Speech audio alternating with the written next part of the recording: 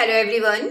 CrPC का section 313 accused के examination के बारे में बात करता है, जिसका सब क्लॉज 1 कहता है कि अक्यूज्ड को कोर्ट एग्जामिन करेगा और ये इंक्वायरी ट्रायल के स्टेज पे कभी भी कोर्ट अक्यूज्ड को एग्जामिन कर सकता है। इसका फर्स्ट क्लॉज का ए पार्ट जो है यहाँ पे मे के बारे में बात करता है, यानी ये कोर्ट की डिस्क्रिप्शन है कि वो अक्यूज्ड को कभी भी एग्जामिन कर सकता है किसी भी स्टेज पे।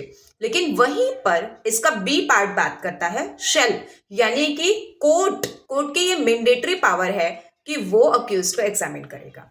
और यहाँ पे कोर्ट अक्यूज्ड को एग्जामिन कब करेगा? प्रोसिक्यूशन के विटनेसेस को एग्जामिन करने के बाद और डिफेंस के विटनेसेस को एग्जामिन करने से पहले कोर्ट यहाँ पे अक्यूज्ड को एग्जामिन करेगा। और ये कोर्ट की मैंडेटरी पावर है, यानी कि ये जो बी पार्ट है ये मैंडेटरी है और ये कोर्ट जरूर करेगा। इसके बाद इसका जो है क्लॉज 2 वो बात करता है कि अक्यूज का ये जो एग्जामिनेशन होगा ये बिना किसी ओथ के होगा। बिना किसी ओथ के होने के साथ इसका थर्ड क्लॉज बात करता है कि ये इस सिचुएशन में जो पूरा एग्जामिनेशन होगा अक्यूज्ड यहाँ पे बाइंडिंग नहीं है हर सवालों के जवाब देने के लिए।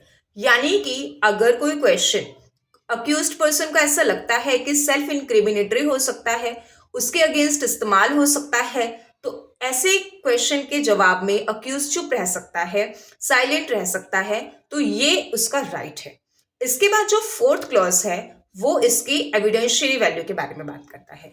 एविडेंशियरी वैल्यू यानी कि जैसे कि जो भी अक्यूज्ड के स्टेटमेंट एग्जामिन करने पे जो भी चीजें पता चली हैं वो चीजें उस पर्सन के अगेंस्ट इस्तेमाल हो सकती हैं या नहीं। तो जो भी एग्जामिन करने पे चीजें पता चलती हैं कोर्ट को, कोर्ट उन्हें कंसीडर करेगा। लेकिन यहाँ पे एक इसे सब्सटेंटिव पीस ऑफ एविडेंस की तरह, जिस तरह से यहाँ पे एक सोलिडली बेस्ड यहाँ पे एविडेंस नहीं माना जाएगा इसको, लेकिन इसको कंसीडर किया जाएगा। अब लेकिन किसी दूसरे ऑफेंस में, किसी दूसरे ट्रायल में इस सब को एविडेंस के तौर पे इस्तेमाल किया जा सकता है। अब इसका जो पार्ट 5 है, क्लॉज 5 है, वो 2009 के अमेंडमेंट के थ्रू ऐड किया गया। और उस 2009 के अमेंडमेंट के थ्रू जब इसे ऐड किया गया तो इसका पर्पस था फेयर और स्पीडी ट्रायल, यानी कि इसमें अक्यूज्ड को रिटर्न स्टेटमेंट देने की परमिशन कोर्ट ने दी।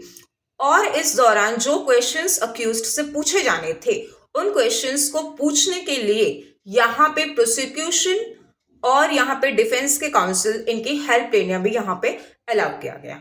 तो कुल मिलाकर 313 जो सेक्शन है वो सीआरपीसी का काफी इंपॉर्टेंट सेक्शन है।